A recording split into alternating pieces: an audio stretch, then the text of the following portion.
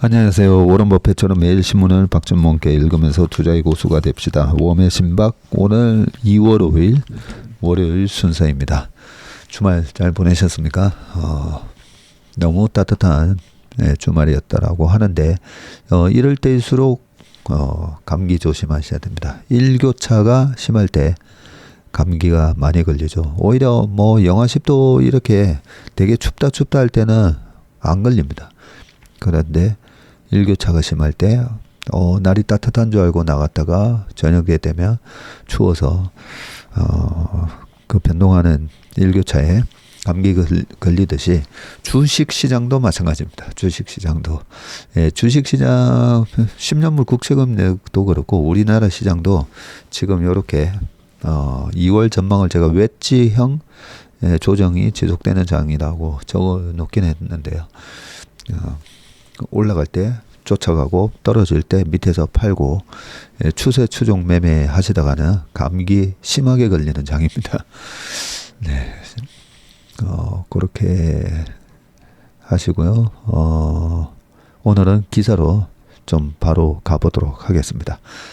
댓글에서 아이 막내 호주로 유학 보낼까 생각했는데 미국으로 보내야 되나요? 라고 하셨는데 예전에 우리가 사람은 서울로 보내고 말은 제주도로 보내라 이런 말들이 있잖아요.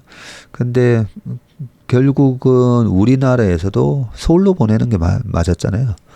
저 같은 경우에도 고등학교 졸업하고 어떻게든 서울로 왔는데 지금도 생각해 보면 참 잘한 것 같더라고요. 역시 서울로 오길 잘했다라는 생각이 들고 아들 때문에 뉴욕을 가서 보면 글로벌하게 서울은 뉴욕이구나. 네, 글로벌하게 서울에 해당되는 나라도 미국이고 그런 측면에서 일단은 아들 보고 아들이 뭐 선택 다 한 거긴 하지만 그래서 뉴욕에 간 거는 참 잘했다는 생각이 들었고요. 지금은 이제 보스턴으로 가 있기는 한데 그런 측면에서 저는 호주를 안 가봐서 잘 모르긴 하지만 이왕이면 유학 보내실 거면 미국으로 보내시는 게 맞지 않나 생각입니다. 제 생각입니다, 그냥.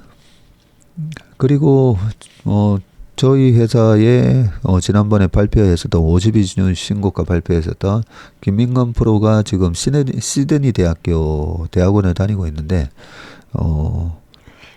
그 시드니 대학교나 되게 좋은 학교지 않습니까, 그죠? 그리고 제 아는 형님의 아들도 뉴질랜드에서 하고 우리 남궁재훈 대리도 그러고 보니까 뉴질랜드에서 거의 고등학교까지 하고 그러고 왔었으니까 확실히 호주 쪽에서 공부를 한 학생들은 되게 좀 착해요. 네, 착하고 그리고 호주, 뉴질랜드 이런 거는 거의 뭐 지상 낙원 아닙니까, 그죠? 참 좋은 동네에서 공부를 했다라는 거는 참 부모님한테 감사해야 될 것 같습니다. 네, 각 지역마다 뭐 장단점이 있으니까요. 잘 파악해서 선택하시면 될 것 같습니다. 자, 먼저 이번 기사 한번 보도록 하겠습니다. 오늘은 첫 번째 기사고요. 국내 1위 앱 유튜브 뉴스와 쇼핑까지 흔든다라는 부분이고요. 자, 계속 유튜브, 구글이 시가총액 4위로 떨어졌죠. 아마존이 3등으로 올라오긴 했는데 우리나라 기업들도 마찬가지고 제일 중요한 거는 계속 경쟁 구도 분석입니다. 일단 국내 1위 앱 유튜브 이 부분 한번 보겠습니다. 월 이용자가 4,547만 명입니다. 카톡을 제쳤네요.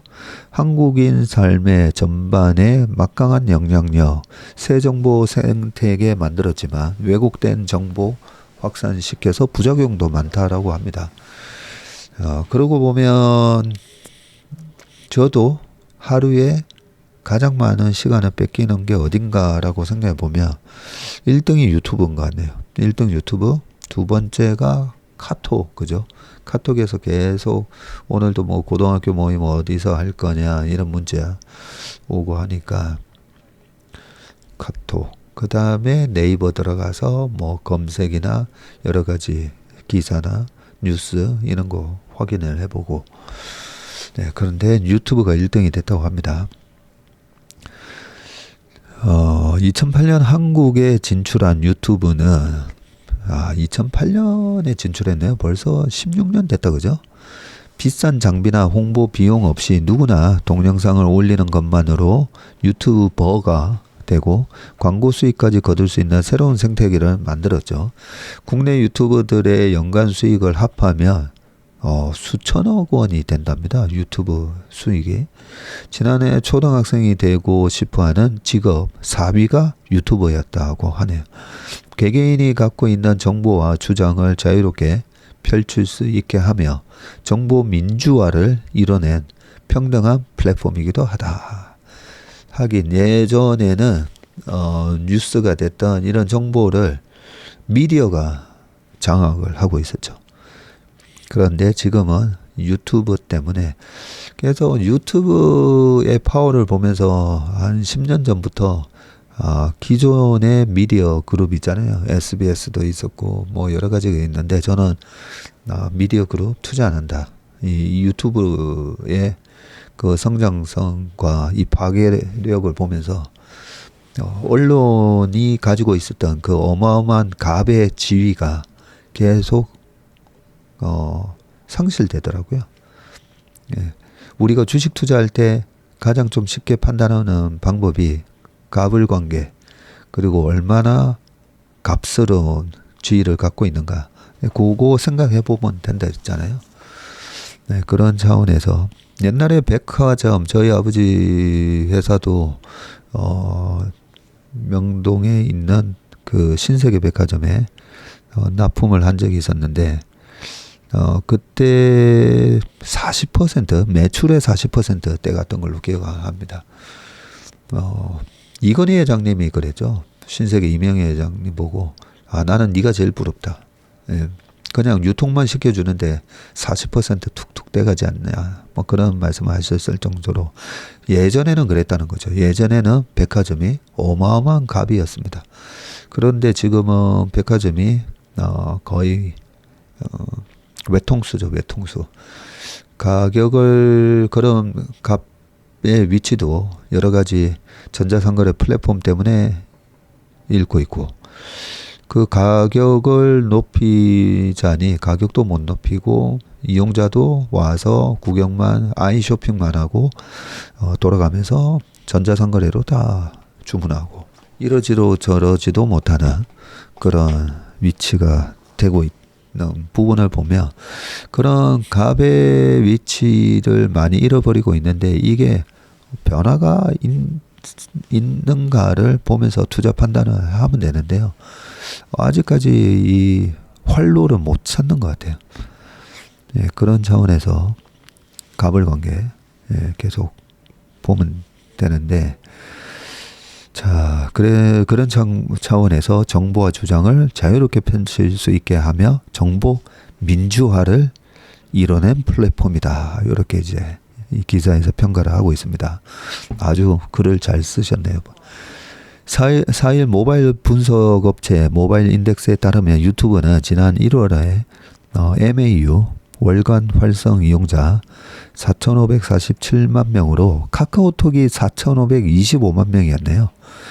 예, 카톡을 제치고 국내에서 사용자가 가장 많은 앱이 됐습니다.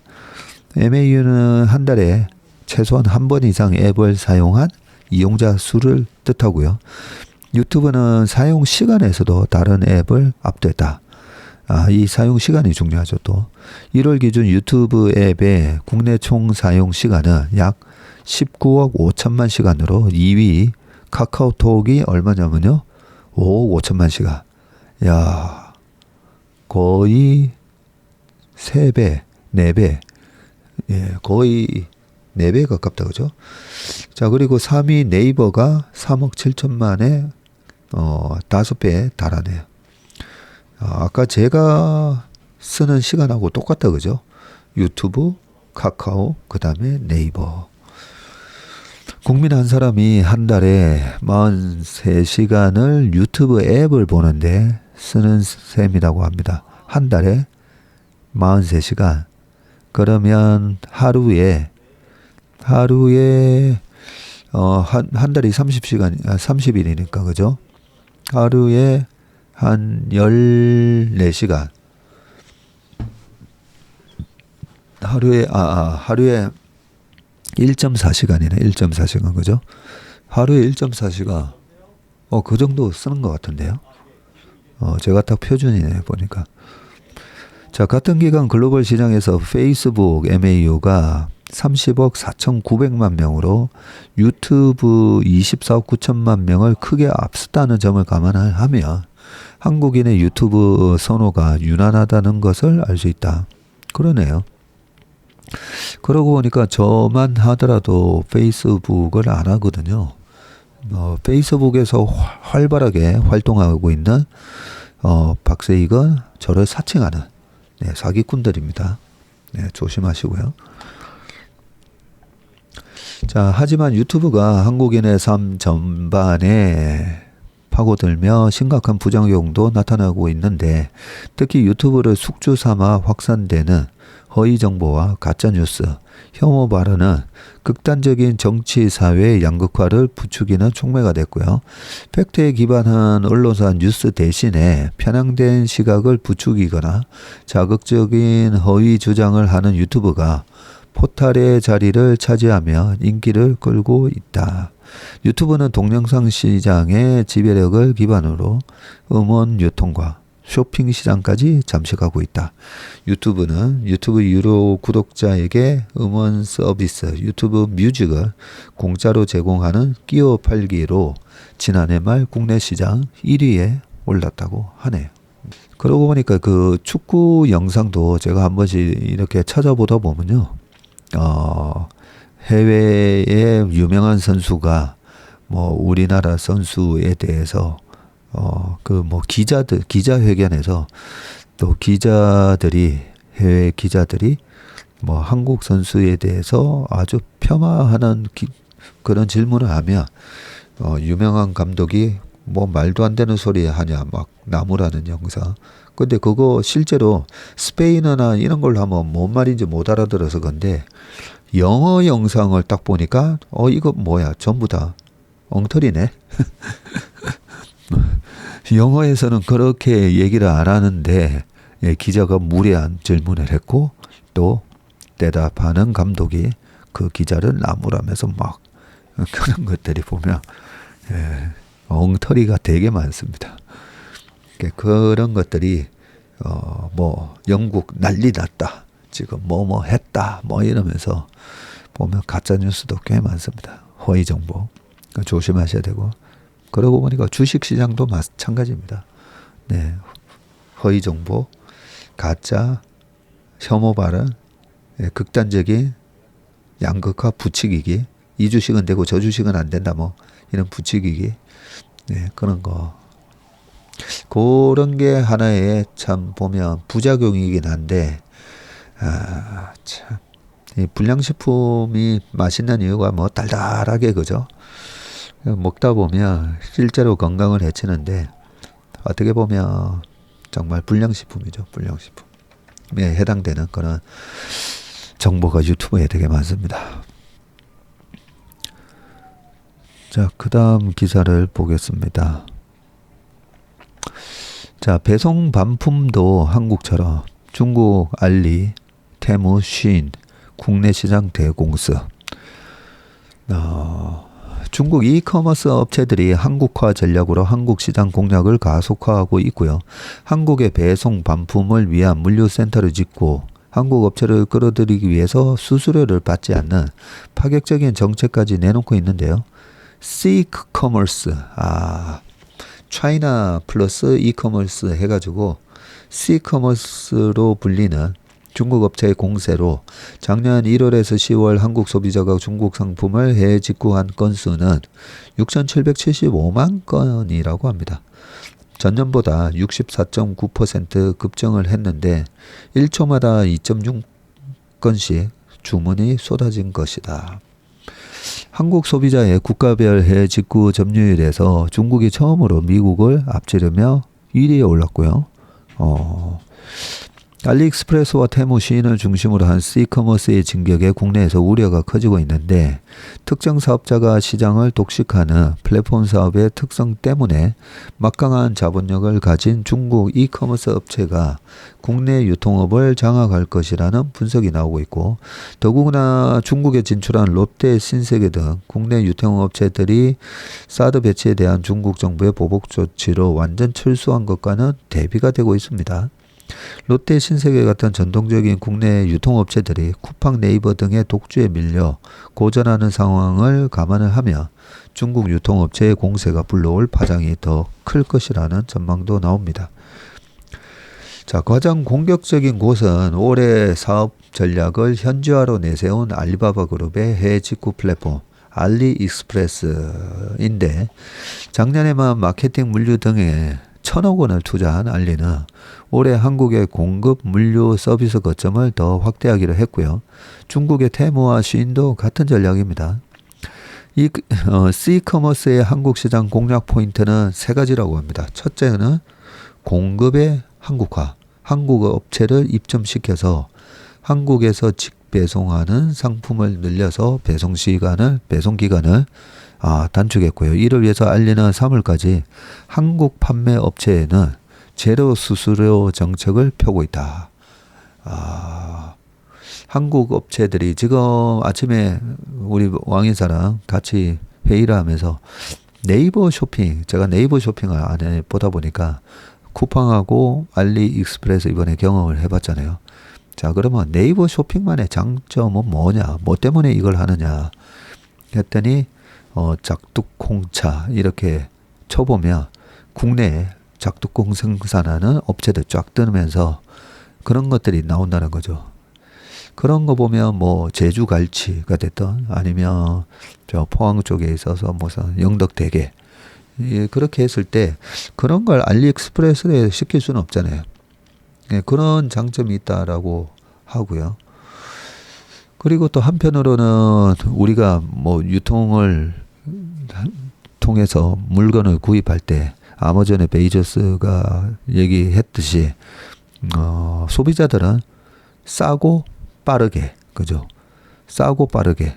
근데 어떤 제품을 좋은 제품, 뭐 나쁜 제품이든 일단 그 퀄리티에 대한 신뢰가 가야 되는데 아직까지 요 신뢰, 속도, 요 부분이 알리익스프레스가 아직은 못 쫓아오고 있는데 지금 현지화 유통 거점도 여기다가 한국에다가 지금 확대하면서 이런 것들이 속도를 올리는 거고, 그죠? 두 번째가 아무래도 소비자들이 원하는 상품은 언제든지 살 수 있어야 되는데 네이버가 갖고 있는 그냥 국내 특산품을 비롯해서 여러 가지 그리고 신발을 구입해도 알리나 중국 업체는 제가 아직까지 믿음이 없다 했잖아요. 고가 제품을 샀다가 혹시나 짝퉁이나 이런 게 올까봐 그런 부분은 좀 아마 해결해야 되는 숙제일 거고 아무튼 그 한국화 전략을 지금 빠르게 하고 있습니다. 그것도 수수료 제로 정책으로. 자, 두 번째 전략이 물류 창고의 한국화인데요. 알리는 인천공항 등에 반품 상품 집화장을 만들고 작년 11월부터 무료 반품 서비스를 시작했다네요. 반품 상품을 중국까지 보내야 했던 기존 시스템을 바꿔서 한국에서 처리해 반품과 환불 기간을 크게 줄인다는 것입니다. 알리는 올해 한국에 물류센터를 갖춰서 주문 즉시 배송 시스템을 시작하겠다는 계획이고 국내 이커머스 업체들과 이길 배송 경쟁도 가능해지는 것입니다. 요게 굉장히 위협적이다, 그죠? 자, 마지막으로는 AS. 그러네요. AS는 제대로 될까? 또 그 부분인데 한국소비자연맹에 따르면 작년 알리 관련 소비자 불만은 465건으로 전년보다 5배 늘었고요. 고객센터와 연결이 되지 않거나 채팅 상담에서 한국어 소통이 어렵다는 불만이 주를 이뤘는데 알리는 작년 하반기부터 한국 내 고객센터를 확대하고 한국인 직원을 늘리고 있다고 합니다.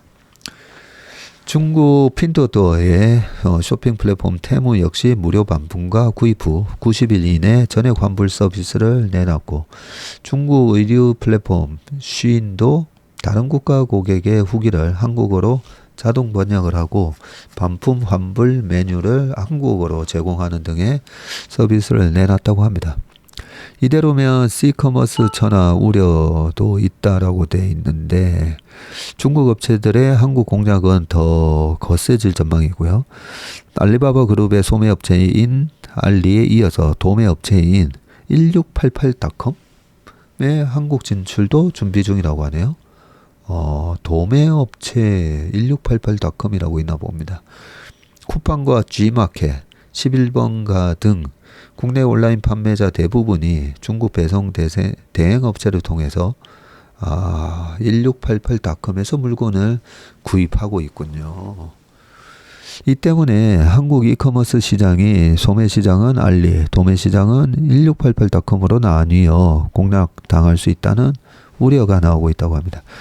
하지만 국내에서는 이런 상황에 대한 대응책은 거의 없고, 한국소비자연맹은 해외 이커머스 사업자의 경우 국내법으로 제재할 명확한 규정이 없다고 지적을 했습니다. 네. 이게 여러 가지 장단점이 있긴 있다, 그죠? 흥묘 백묘로 누가 됐든 뭐 중국 업체도 한국에다가 물류센터 짓고 한국에다가 그 AS 센터 만들고 어쨌든 한국에 투자하는 거잖아요. 돈 갖고 와가지고.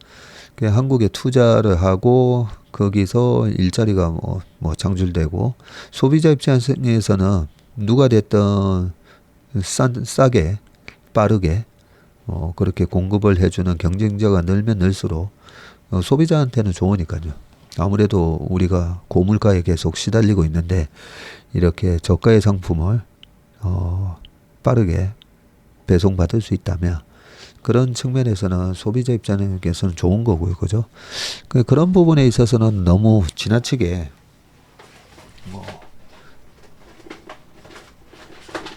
그 애국 논리로 무조건 막아야 된다 이런 거는 아닌 것 같아요. 일단은 자유시장 경쟁 논리대로 국내 업체들도 거기에 맞서 가지고 나름대로의 그런 경쟁력을 계속 갖춰야 되는데, 요런 얘기 때문에 국내 이커머스에는 거대한 중국 매기가 지금 들어온 거는 맞는 것 같습니다. 네. 중국 매기를 잘 요리해서 뭐 매기탕을 만들어, 매기탕? 잠깐만, 매기탕이라고 있나요? 매기, 아귀, 마산 아구찜, 네. 아구탕은 했는데 매기탕도 예전에 먹어본 것 같은데 최근에 어디서 본 적이 없는 것 같아요. 자, 그 다음 기사를 보겠습니다. 신선식품 확대, 오프라인 매장 확장, 국내 기업들 안간 힘. 국내 기업들은 어떤 식으로 대응하나 바로 후속 기사가 나오네요. 중국 이 C커머스 업체의 공세에 국내 기업들은 신선식품과 프리미엄 제품을 앞세우고 오프라인 매장을 늘리는 방식으로 대응하고 있다. 중국 업체들이 아직은 중저가의 공산품 중심으로 시장을 파고들고 있기 때문이고, 유통업체의 관계자는 안전성이 중요한 신선식품 시장이나 짝퉁 논란이 많은 고가 명품 시장에는 중국 업체들이 쉽게 들어오지 못하고 있다고 얘기를 했고요. 쿠팡은 작년 말부터 매주 신선식품 관련 행사를 지속적으로 열고 전복, 문어 같은 신선 해물부터 호주산 냉장 소고기 등을 특가에 판매하고 있다네요. 또 앞으로 쌀, 잡곡류 등 전국 중소상공인의 신선식품을 로켓 배송해주는 계획도 밝혔습니다. 롯데쇼핑은 온라인 신선식품 배송을 위해 더욱 공격적으로 투자하고 있는데, 현재 부산에 짓고 있는 최첨단 통합물류센터가 2025년에 완성이 되면 부산과 창원, 김해 등 경남의 230만여 가구를 대상으로 신선식품 배송 영역을 더 빠르게 늘릴 계획이고요. SK 계열의 이커머스 업체인 11번가는 전국 각지의 농산물을 직매입해서 이길 배송하는 서비스에도 뛰어들었다고 합니다. 상품 신선도 유지를 위해 매입한 농산물을 인천에 있는 저온 물류센터에 입고했다가 주문이 들어오면 바로 배송을 한다고 합니다. 국내 1위 패션 이커머스 업체 무신사는 중국 패션몰 시인가의 차별화를 위해서 프리미엄 상품 구색을 더 늘리고 오프라인 매장을 확장하고 있는데 온라인몰에 고가 제품을 포함해서 카테고리별로 다양한 가격대의 상품을 보여주는 패션 전문관 서비스를 확장하고 있다. 또 무신사 스탠다드 같은 오프라인 매장을 올해 안에 30여 곳까지 늘릴 계획이고 시인 같은 중국 이커머스의 저가 패스트 패션 상품과 차별화하기 위한 것이라고 말을 했다고 합니다. 근데 오프라인 매장을 또 열면 열수록 수익률이 좀 떨어지잖아요, 그죠? 그런 점에서는 약간 어려움이 있긴 있겠네요. 경쟁을 하는데. 신선식품이나 이런 거에 대해서 계속 행사를 하고 있다니까 한번 들어가 봐야 되겠습니다. 자, 그 다음에 현대차 0.36배, 도요타 1.26배, 업종 80% 여전히 저평가다. 네, 금요일에 주가가 많이 올랐는데 그럼에도 불구하고 아직 싸다. 이런 기사인데, 네, 보겠습니다. 고질적인 코리아 디스카운트 탈출 기대감으로 최근 주가가 급등한 자동차, 금융, 유통업종의 대표 종목이 여전히 미국, 일본에 비해서 크게 저평가되어 있는 것으로 나타났고 한미일 3국 주요 업종의 대표 기업 순자산 비율을 비교 분석한 결과 국내 자동차 업종 시가총액 1위인 현대차의 PBR이 0.36배로 미국 테슬라가 9.55배는 물론 일본 도요타 1.26배에도 크게 뒤처졌는데 PBR은 주가를 순자산으로 나눈 수치입니다. 네. 그냥 시가총액, 그 회사의 시가총액 전체랑 이 회사가 갖고 있는 순자산 뭐죠? 전체 자산에서 부채를 뺀 거. 네. 순자산으로 나누면 됩니다. 자, PBR이 그러면 1배 미만이라는 것은 회사의 시장 가치가 장부상 순자산만도 인정을 못 받고 있다라는 거죠. 이런 PBR 1배 미만의 기업은 장기적으로 이 회사는 지금 저성장 어떤 패러다임 변화에 서서히 지금의 가치를 갉아먹을 거야 라는 게 반영이 됐다라고 보면 되거든요. 자, 여기 표가 나오는데 이 표를 보면서 뭐 테슬라의 PBR 비교할 건 아니죠.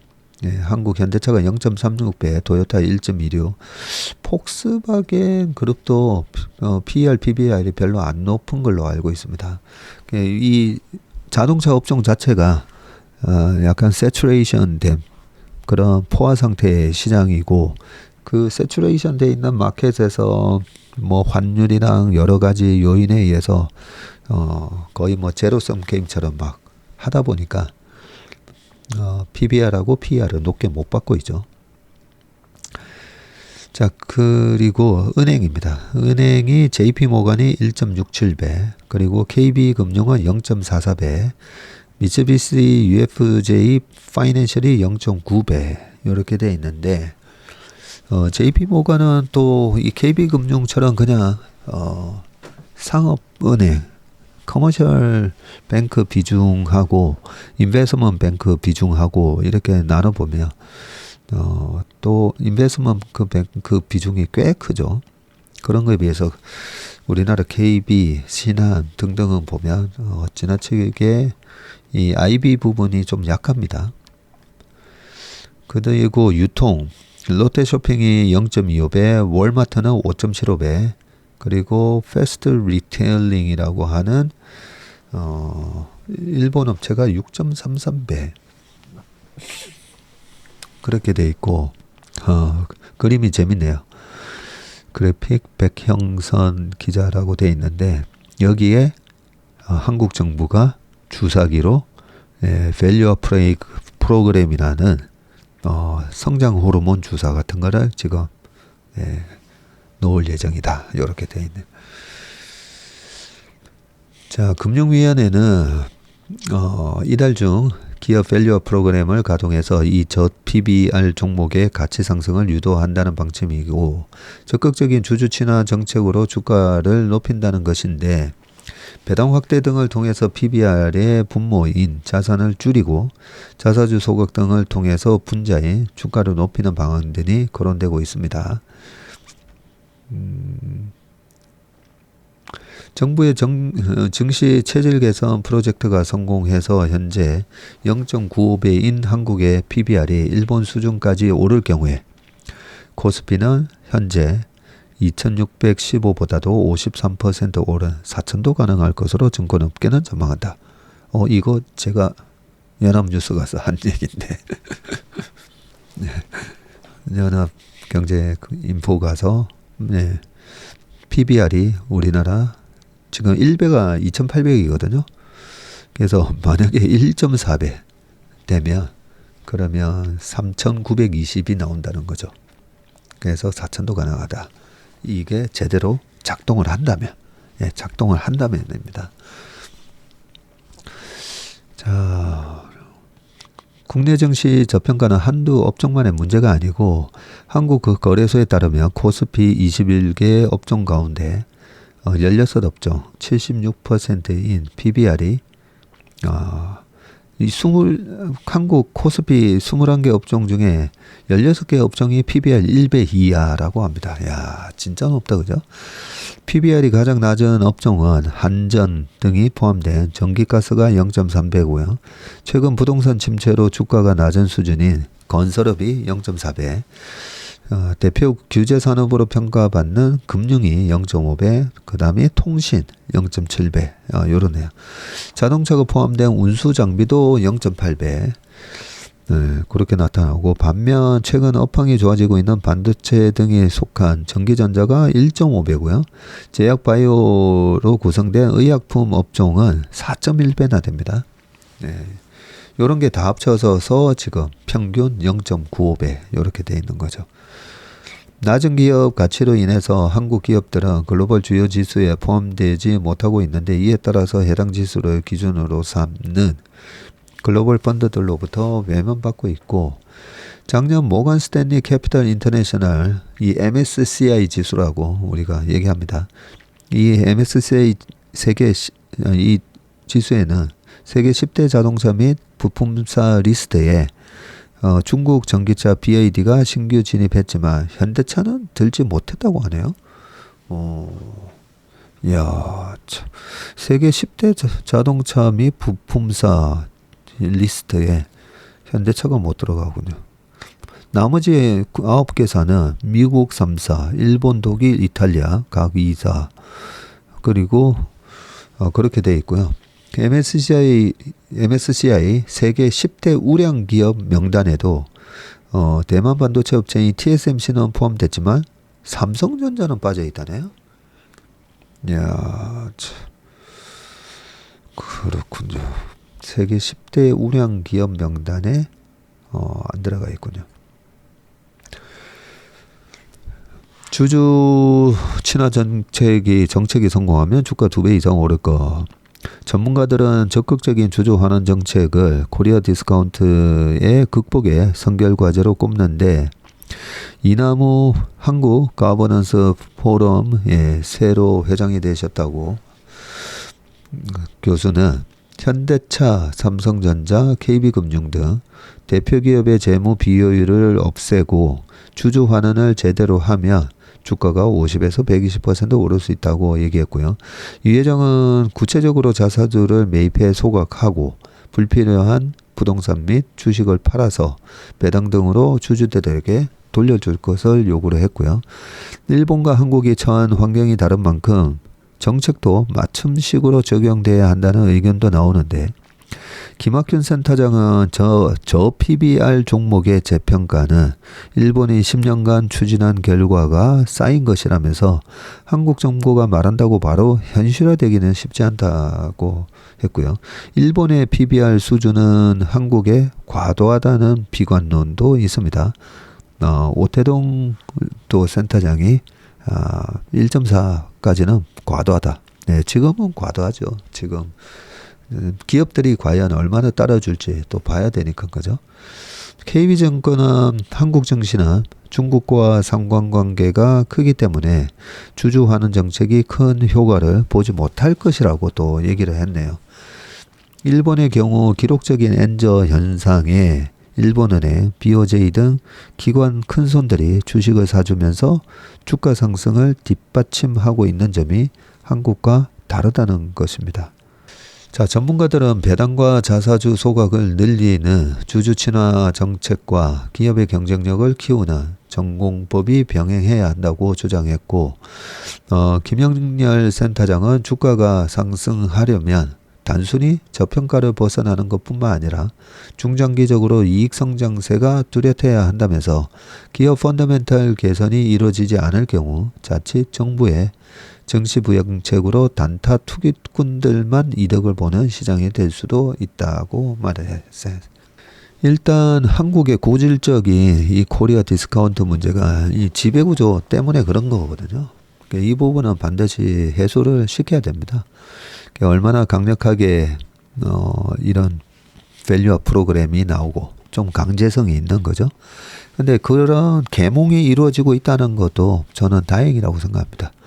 옛날에 그 LG화학의 물적 분할 이후로 제가 계속 4년 됐잖아요. 계속 얘기를 해도 그런 부분들에 대한 기업들이 두산도 두산 로보틱스, 에코프로도 에코프로 머티리얼 이렇게 자회사 물적 분할해서 상장하는 일들이 계속되는 걸 보고 기업인들이 모르나? 얘기를 들었으면 좀 미안하고 낯뜨거워서라도 사실 못해야 되거든요. 근데 모르나? 아직까지도 이런 목소리가 전달이 안 됐나? 좀 그런 생각을 했었거든요. 네, 그런 측면에서 이번에 정부가 나서서 이렇게 얘기하니까 이제 뭐 다 알 거 아니에요. 그죠? 예, 다 이제는 알면서도 진짜 그렇게 하면 그러면 정말 나쁜 사람들이 되는 거니까 기대를 좀 해보겠습니다. 네.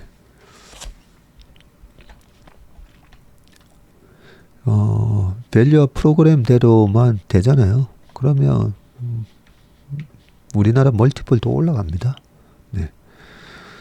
자, 일본 캐논의 부활, 값싼 혁신 반도체 장비로 ASML의 독점을 깬다. 캐논 하면 일단 우리는 무조건 이 카메라로 생각을 하는데 그죠? 자, 어떤 얘기인가 보겠습니다. 카메라 프린트, 캐논 프린터도 있군요. 자, 카메라 프린터 업체로 유명한 일본 캐논이 세계 반도체 장비 시장을 장악한 네덜란드의 ASML의 아성에 도전하고 있다. 최첨단 반도체 장비 시장의 90%를 넘게 장악한 ASML은 글로벌 반도체 기업들이 줄을 서서 제품을 기다릴 정도여서 슈퍼을이라고 통한다. 아까 말씀드렸던 갑을 관계에 있어서 을이면서도 슈퍼갑의 지위를 갖고 있죠. 캐논은 ASML과는 완전히 다른 혁신 기술로 그 틈새를 파고들겠다는 전략이고요. AI 열풍으로 세계 반도체 수요가 급증하고 있는 가운데 ASML보다 저렴한 장비로 승부를 내겠다는 것인데 파이낸셜 타임즈는 캐논의 새 기술은 일본 제조 업체들이 지난 30년 동안 한국, 대만, 중국 등 경쟁 업체들에 내줬던 우위를 되찾는 것을 목표로 하고 있다고 했습니다. 제가 알기로는 캐논이 EUV는 못하더라도 그 DUV라고 하는 그 옛날 약간 레거시 제품 정도는 하는 걸로 알고 있거든요. 슈퍼을 ASML 아성에 도전하는 캐논 해서 여기 표 표를 볼까요? 밑에 그냥 읽는 게 낫겠다. 네.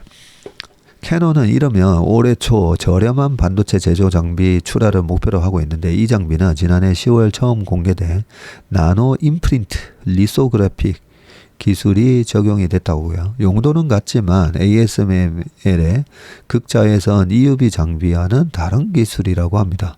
EUV 장비는 웨이퍼에다가 화학약품을 도포한 뒤에 그 위에다가 빛을 쏘아서, 극자외선 빛을 쏘아서 패턴을 새기는 방식인데, 회로에 패턴을 새기는 거죠. 이 회로 선폭이 5나노, 1나노는 10억분의 1m입니다. 이 5나노 이하인 반도체 초미세 공정에 필수적으로 쓰이는데, 반면 나노 임프린트 기술은 패턴이 새겨진 스탬프를 웨이퍼에 도장처럼 찍어내는 공정이고요. 캐논은 빛을 기반으로 하는 기존 공정보다 최대 90% 전력을 덜 소모하고 가격도 ASML보다 한 자릿수 저렴하다고 했습니다. 아, 그래요? ASML이 뭐 한 2천억 한 대당? 2천억 하면 한 자릿수면 1,000억 미만이라는 거잖아요. 구체적인 가격은 발표하지 않았지만 ASML EUV 장비의 10분의 1 수준이라는 것이고, 그러면 2천억이 200억이 되는 거네요. 캐논은 이 장비가 5나노 공정 수준까지 구현이 가능하며 장기적으로 2나노 공정까지 도달하는 것이 목표라고 밝혔네요. 캐논은 나노 임프린트 장비가 ASML의 독점 구도에 균열을 낼 수 있을 것으로 본다. 반도체 공정은 미세할수록 성능이 좋으면서 전력 소모가 적은 제품을 만들 수 있고, 하지만 초미세 공정을 위한 EUV 장비를 만드는 회사는 ASML이 사실상 유일합니다. 대당 1억 5천만 달러, 약 2천억이 넘을 정도로 고가이고, 장비를 인도받기까지 오랜 시간이 걸리지만 삼성전자와 대만 TSMC 등 글로벌 반도체 기업들은 ASML의 이 장비를 구하기 위해 사활을 걸고 있죠.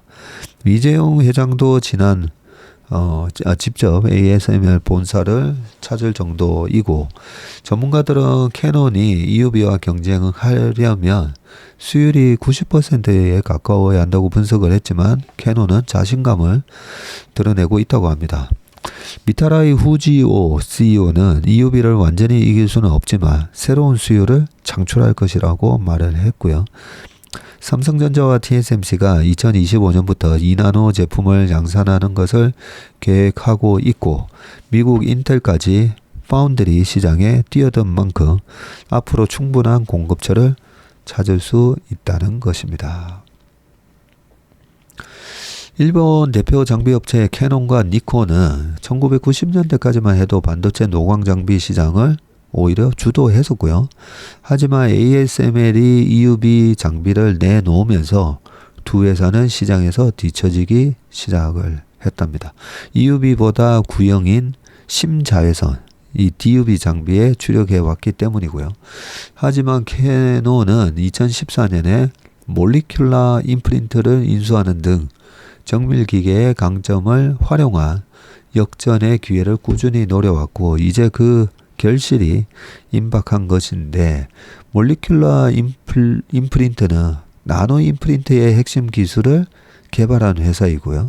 2006년부터 CEO를 맡아 세 번째 임기 중인 89세 노장 후지오 CEO가 뚝심 있게 사업을 밀어붙인 것도 캐논 부활의 성공 요인으로 꼽힌다고 합니다. 그 밑에 지금 캐논 주가가 나오는데요.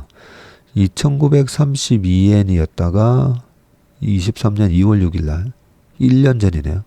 지금은 3,960엔, 35%나 올랐습니다. 주가가.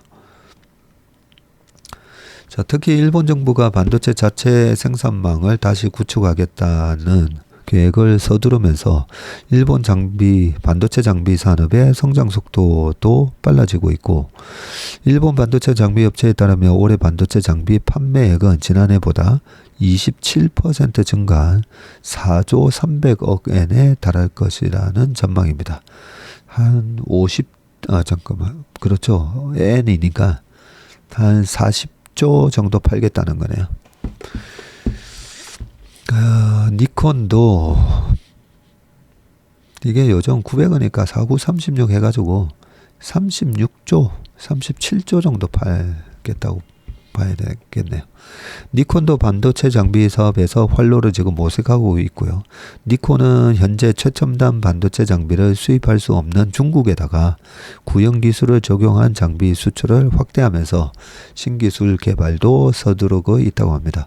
업계에서는 두 회사가 ASML 독점 구조를 해소해 주기를 기대하고 있고, 캐논 주가가 35, 니콘 주가는 17%, 이렇게 1년 동안 올랐네요.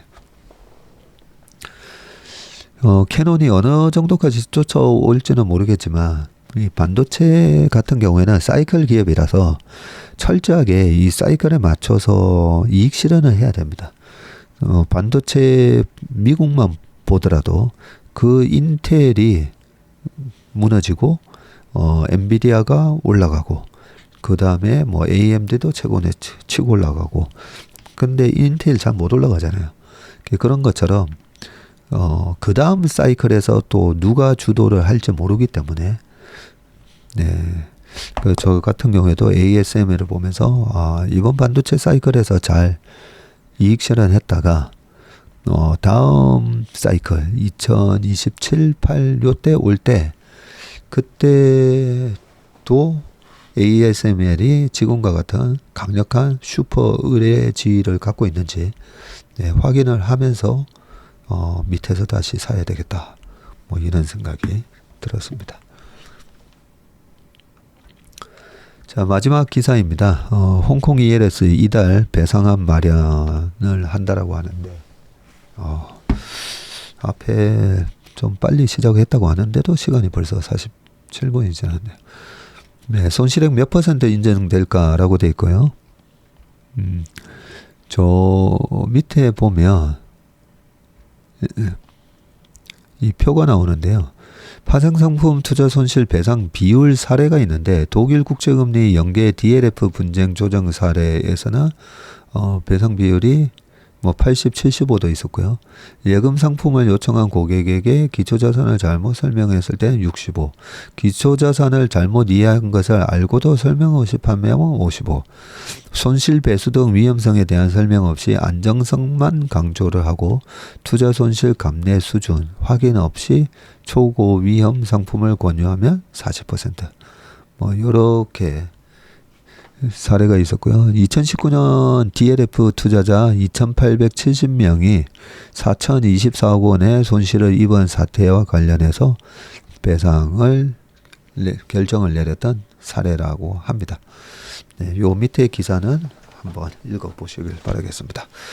네, 오늘 웜의 신박은 여기까지고요. 이번 주 이제 설 앞두고 나흘 남았는데요. 이번 한 주도 화이팅 넘치는 한 주 되시길 바라겠습니다. 고맙습니다.